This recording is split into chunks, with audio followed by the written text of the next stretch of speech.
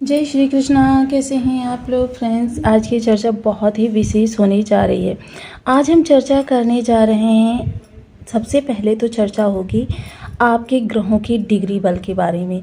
किस ग्रह के पास कितनी क्षमता है आपको प्रभावित करने की, यानी कौन सा ग्रह आपको 30% तक प्रभावित करेगा, कौन सा ग्रह आपको 60 से 70% प्रभावित करेगा, या फिर कौन सा ग्रह आपको 100% प्रभावित करेगा। सबसे पहले ये जानेंगे, फिर उसके बाद में जानेंगे आपके फाइनेंस के कारक ग्रह की स्थिति। क्योंकि देखिए, डिग्री बल बहुत आवश्यक होता है किसी ग्रह को प्रभाव देने में, और हमको ये जानने में कौन सा ग्रह हमको कितना ज़्यादा प्रभावित कर रहा है। अब जितना ज़्यादा प्रभावित कर रहा होगा, मान लीजिए किसी ग्रह के पास क्षमता है 30% हमको प्रभाव देने की, तो चाहे निगेटिविटी हो या पॉजिटिविटी, हमारे जीवन को केवल 30% ही प्रभावित कर सकती है। और अगर ग्रह के पास क्षमता 100% है, तो फिर चाहे उसकी निगेटिविटी हो या पॉजिटिविटी, हमको 100% वो बर्दाश्त करना पड़ेगा, जीवन को आगे बढ़ाना पड़ेगा। तो काफ़ी सारी सिचुएशंस ऐसी हमारे सामने उपस्थित हो जाती हैं कि हमको यह जानना अति अनिवार्य होता है कि हमारा संघर्षपूर्ण ग्रह या फिर हमारा जो सफलतम ग्रह है वो हमको किस स्तर का प्रभाव प्रदान कर रहा है। वहीं बुध की यदि चर्चा करें तो बुध देखिए दोहरे स्वभाव के स्वामी हैं। ये जिस ग्रह के साथ होते हैं, यानी पाप ग्रह के साथ हैं तो ये पापमयी बन जाते हैं, शुभ ग्रह के साथ हैं तो शुभ बन जाते हैं, और यदि सामान्य ग्रह के साथ हैं तो सामान्य बन जाते हैं। धन प्रदायक ग्रह के साथ में हैं तो धन प्रदायक बन जाते हैं, तेजोमयी ग्रह के साथ में हैं तो तेजोमयी ग्रह बन जाते हैं, और विलंबिता के ग्रह के साथ हैं तो विलंबिता बन जाते हैं।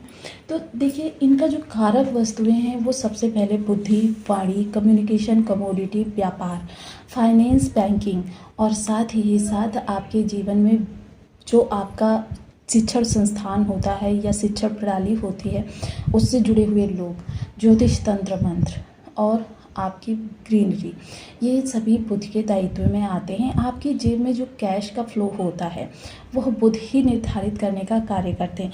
मान लीजिए आपने कर्म तो बहुत अच्छा किया, आपने 100% अपना बेटर वहाँ पर दिया, और उस कर्म से रिलेटेड आप चीज़ें भी बहुत अच्छी कर रहे हैं, लेकिन आपका फाइनेंस का कारक ग्रह यदि किसी कारणवश आपको सही प्रभाव नहीं दे रहा है, कमज़ोर है या विषम परिस्थिति में बैठा हुआ है, तो आपके प्रयास जो हैं सब, वो प्रयास तो सही रहेंगे, लेकिन जब धन आएगा या तो उस धन आने में अड़चनें होंगी या धन आने के बाद अड़चनें होंगी।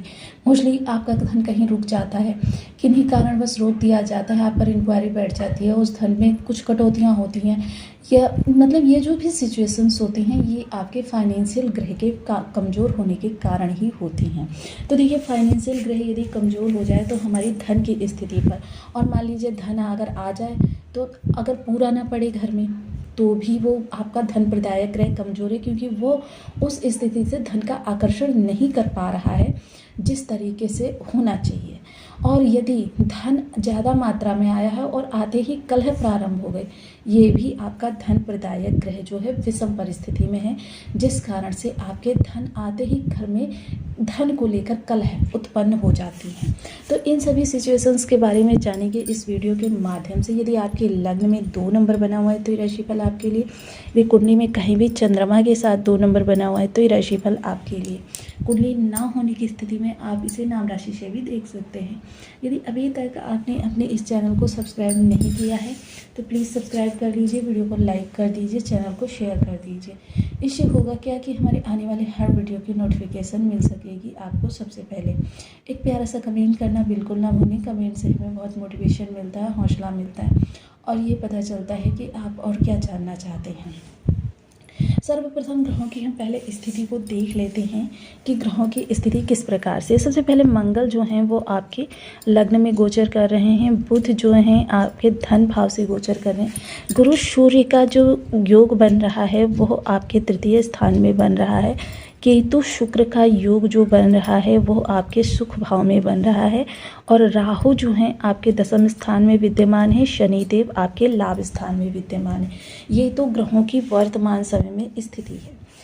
अब इस स्थिति के आधार पर देखिए, क्योंकि चंद्रमा भी मकर राशि से गोचर कर रहे हैं, अब इस स्थिति के आधार पर आपके लिए डिग्री बल परम आवश्यक है ग्रह की शक्ति को जानने के लिए। सबसे पहले मंगल जो हैं इस समय 28 डिग्री के हैं, क्योंकि मंगल 2 दिन बाद ही अपना राशि परिवर्तन करने जा रहे हैं। बुध भी 28 डिग्री के हैं, ये भी शीघ्र ही अपना राशि परिवर्तन करने जा रहे हैं। गुरु जो हैं 11 डिग्री के हैं, सूर्य जो हैं 10 डिग्री के हैं। ये दोनों ही ग्रह जो हैं युवावस्था को टच करने जा रहे हैं। अब ये देखिए, दोनों ही ग्रहों की अवस्थाएं जो हैं ये मृतावस्था में हैं, यानी कि ये दोनों ही ग्रह आपको केवल 30% प्रभावित कर सकते हैं। और ये दोनों ग्रह जो हैं ये आपके अभी तो आपको 60 से 70% प्रभावित कर रहे हैं, लेकिन जल्द ही ये आपको 100%, क्योंकि देखिए 12 डिग्री के होते ही इनके युवावस्था वाले प्रभाव प्रारंभ हो जाएंगे, अर्थात ये दोनों ही ग्रह आपको 100% प्रभावित करने लगेंगे। केतु का डिग्री बल 6% है, जो कि अभी तो देखिए किशोरावस्था में माना जा सकता है, लेकिन जल्द ही ये बाल्यावस्था में आ जाएंगे, जब इनके प्रभाव केवल 30% रह जाएंगे। 0 से 6 डिग्री का ग्रह जो होता है वो बाल्यावस्था में माना जाता है। शुक्र का डिग्री बल भी 28 डिग्री है, क्योंकि शुक्र के यदि 30 डिग्री को हम 30 कदम मान लें तो प्रत्येक दिवस इनकी 1 डिग्री बढ़ती है। तो ये भी जस्ट अपना राशि परिवर्तन जल्द ही करने जा रहे हैं। चंद्रमा 25 डिग्री के हैं और राहु वर्तमान समय में 6 डिग्री के हैं किशोरावस्था में, क्षमा करें बाल्यावस्था में। और शनि की डिग्री है 20, जो कि हम इनको वृद्धावस्था में मान सकते हैं, यानी 60 से 70% ये हमको इफ़ेक्ट दे रहे हैं। तो ये तो है हमारे ग्रहों की स्थिति, जिसके आधार पर हमने जाना कि हमारा कौन सा ग्रह हमको कितने % प्रभावित कर सकने की क्षमता रखता है, जिसके आधार पर हमारे लिए प्रत्येक ग्रह के प्रभाव प्रसारित होते रहते हैं। अब बुध की चर्चा करते हैं। बुध देखिए, क्योंकि आप देख रहे हैं ये 28 डिग्री के हैं और जस्ट ये अपना राशि परिवर्तन करके गुरु सूर्य के साथ युति करेंगे। गुरु सूर्य के साथ जिस समय पर ये युति करेंगे उस समय पर देखिए गुरु अस्त अवस्था में होंगे। गुरु अस्त अवस्था में होंगे, जिसका कि बहुत बड़ा फायदा समस्त जनमानस को मिलता हुआ देखा जाएगा, क्योंकि गुरु और बुध की बहुत अच्छी, क्योंकि दोनों ही ज्ञान के, बुद्धि का विस्तार के कारक ग्रह माने जाते हैं। एक बुद्धि, एक ज्ञान, और दोनों अभिन्न, दोनों का अपना प्रभुत्व, और दोनों सोचते हैं मैं श्रेष्ठ। तो इस आधार पर इन दोनों की जो युति है वो बहुत उत्तम नहीं मानी जाती है। लेकिन जब गुरु अस्त होंगे यानी निस्तेज होंगे, तो ऐसी अवस्था में बुध और सूर्य यहाँ से प्रभावी होंगे। हालांकि गुरु निस्तेज अवश्य होंगे, लेकिन गुरु की सकारात्मकता इस स्थान पर बनी रहेगी। लेकिन बुध और सूर्य का बुधादित्य राजयोग इस समय पर यहाँ से एक्टिवेट होगा। जब यह यहाँ से एक्टिवेट होगा तो जाहिर सी बात है हमारे लिए चीज़ों में काफ़ी ज़्यादा वृद्धि, क्योंकि बुधादित्य राजयोग मान सम्मान के लिए, पद प्रतिष्ठा के लिए, कीर्ति वैभव के लिए और आपकी सफलतम चीज़ों के लिए बहुत ही आवश्यक या बहुत ही श्रेष्ठ राजयोग माना जाता है। वहीं देखिए गुरु बेशक इस समय अस्त हैं, लेकिन इस बुधादित्य राजयोग के पास 3 दृष्टियाँ होंगी, पंचम, सप्तम और नवम, और इन दृष्टियों के माध्यम से इस समय इस योग का प्रभाव जो है आपके 4 भावों को प्रभावित करता हुआ देखा जाएगा।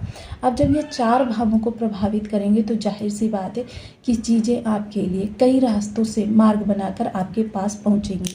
सर्वप्रथम तृतीय स्थान की चर्चा करें तो देखिए, अगर आप मिसगाइड हो रहे हैं इस समय पर, या आपको सही मार्ग नहीं मिल रहे, या फिर आप ऐसे पुराने तरीके से कार्यों को कर कर उतना ज़्यादा लाभ नहीं कमा पा रहे हैं, तो यह समय आपके लिए मार्ग खुलने का रहेगा।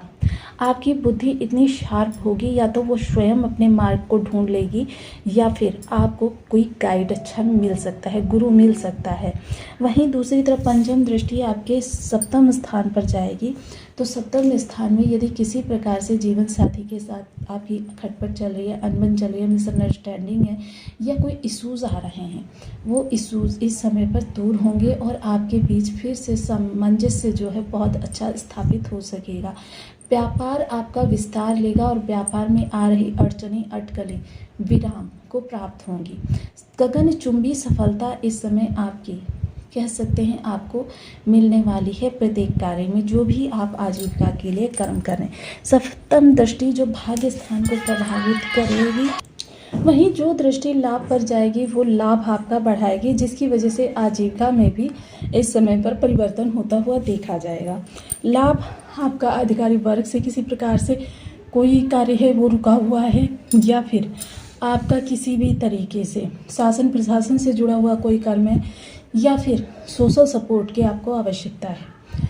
इन सभी चीज़ों में आपको हरकस मदद सबकी मिलती हुई देखी जाएगी। जिस व्यक्ति की भी जिस कार्य के लिए आपको आवश्यकता है, उस व्यक्ति की वह मदद आप इस समय पर प्राप्त कर सकते हैं। चीज़ें आपके लिए और अधिक बेहतर से बेहतर होती हुई देखी जाएंगी।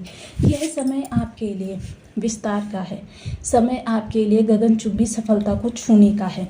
आपके लिए परिवर्तन की यह बयार बहुत कुछ लेकर आ रही है। तो देखिए, जब भी कोई ग्रह हमारे लिए प्रभाव प्रसारित करता है, जैसे मैंने प्रारंभ में बताया, निगेटिविटी या पॉजिटिविटी, हम निगेटिविटी को कम करना हो, पॉजिटिविटी को बढ़ाना हो, तो हमको कुछ उपाय भी करते रहने चाहिए। जब इन उपायों को करते रहते हैं तो हमारा ग्रह जो होता है हमारे लिए विषमता को त्याग देता है, और विषमता धीरे धीरे घटते हुए एक दिन वो स्थिति आती है कि ग्रह हमारे लिए सुप्रभावकारी हो जाता है।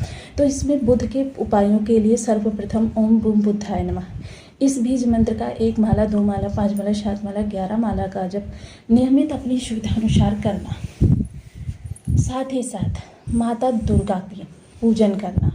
माता दुर्गा जो होती हैं वह बुध के लिए और राहु के लिए, दोनों के लिए बहुत अच्छे प्रभाव देती हैं। इसके अतिरिक्त आप चाहें तो गणेश जी का भी पूजन कर सकते हैं।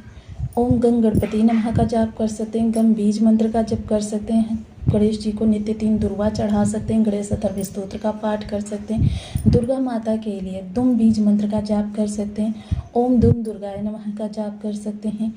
चित्त कुंजिका स्तोत्र जो कि दुर्गा सप्तशती में निहित है, इसका नित्य प्रति 6 से 9 के मध्य 5 या 7 बार घृत का दीपक जलाकर नित्य पठन करना भी आपकी इस समस्या का बहुत बड़ा समाधान है। या फिर आप 13 वर्ष से कम उम्र की कन्याओं को बुधवार